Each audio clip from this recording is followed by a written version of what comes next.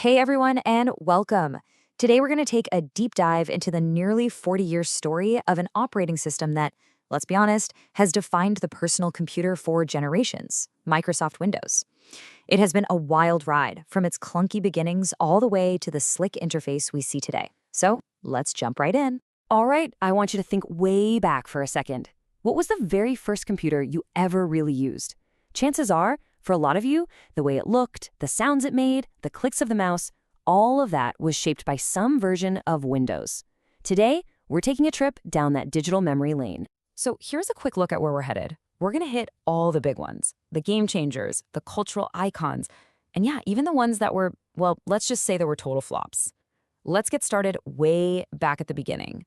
It's kind of hard to imagine now, but before Windows, using a computer meant staring at a black screen with a blinking cursor.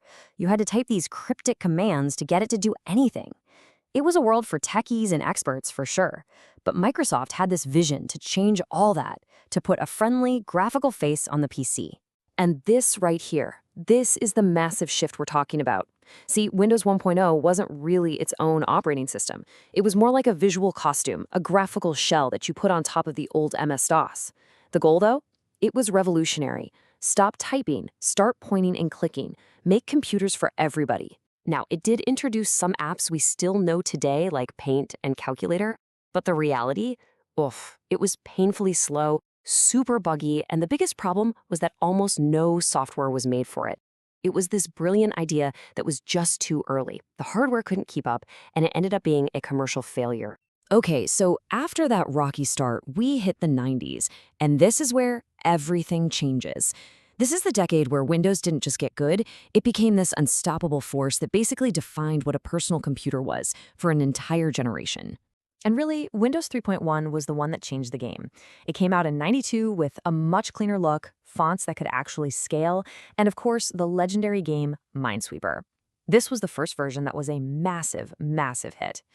The only catch? It was still built on that rickety old MS-DOS foundation, which meant it loved to crash. A lot.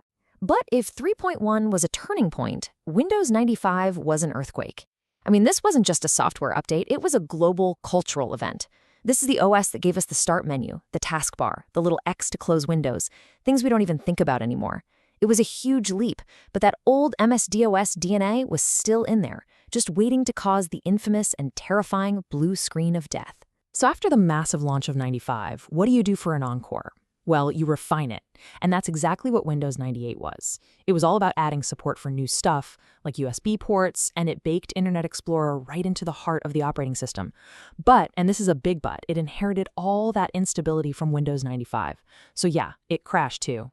All right, so as we roll into the new millennium, the story of Windows gets, well, it gets wild. We're talking about a serious roller coaster ride here, featuring one of the worst versions ever made, followed almost immediately by maybe the most beloved version of all time. Oh boy, Windows Millennium Edition, or Windows ME. Where do you even start? It came out in 2000, and it was famously, notoriously awful. It was so buggy and unstable that it just crashed constantly. Most people just flat out refused to use it and stuck with Windows 98. It was a total disaster. But here's the thing. While Mia was crashing and burning in public, Microsoft had an ace up its sleeve. They'd been working on something totally different in the background, this professional-grade foundation called the Windows NT architecture. And the most important part? It had zero of that old, unstable MS-DOS code.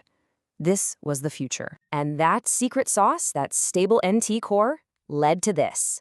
Windows XP. What a legend. When it came out in 2001, it felt like a miracle. It was fast, it was reliable, and that bright blue and green interface just looked like the future.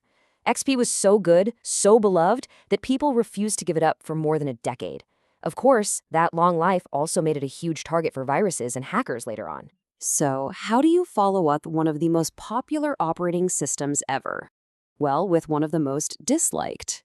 Meet Windows Vista. It looked beautiful with its new glassy Aero design, but it was slow, it needed a supercomputer to run, and the constant security pop-ups drove everyone insane. Then, just 2 years later, Windows 7 came out, and it was basically Vista's redemption arc. It kept the beautiful design, but it was fast, stable, and just worked. A huge comeback. Okay, now the whole tech landscape is shifting again. The iPhone is here, tablets are becoming a thing, and the world is suddenly all about touchscreens and being connected to the internet 24/7. Windows had to evolve, and it led to some pretty radical experiments. And wow, did it change. In 2012, with Windows 8, Microsoft made one of the boldest and maybe most controversial moves in its history. They got rid of the Start menu. Completely. They replaced it with this full-screen wall of colorful live tiles. It was designed for tablets, but for the hundreds of millions of people using a mouse and keyboard, it was just confusing and frustrating. It was a huge gamble that really didn't pay off. Yeah, so people were not happy. Microsoft listened, and in 2015, they gave us Windows 10, which was basically the great compromise. The Start menu came back, thank goodness, but it cleverly included those live tiles from Windows 8. It was the best of both worlds. It also introduced this new idea of Windows as a service, where you just get continuous updates forever, though sometimes those updates could be a little, aggressive. Which brings us right up to the present day with Windows 11. For the most part, this is a big visual makeover. You've got rounded corners everywhere, a new centered Start menu, and a big emphasis on security. But the most controversial thing about it? It has really strict hardware requirements. You need a special security chip, a TPM 2.0, which means a lot of perfectly good older computers simply can't upgrade. So when you step back and look at the whole story, it's pretty incredible. From a clunky graphical add-on to a constantly evolving service that powers millions of devices. The evolution of Windows is really the evolution of the PC itself. It has shaped how we all work and play for decades. Which, of course, leaves us with one big question. What's going to shape the next 40 years?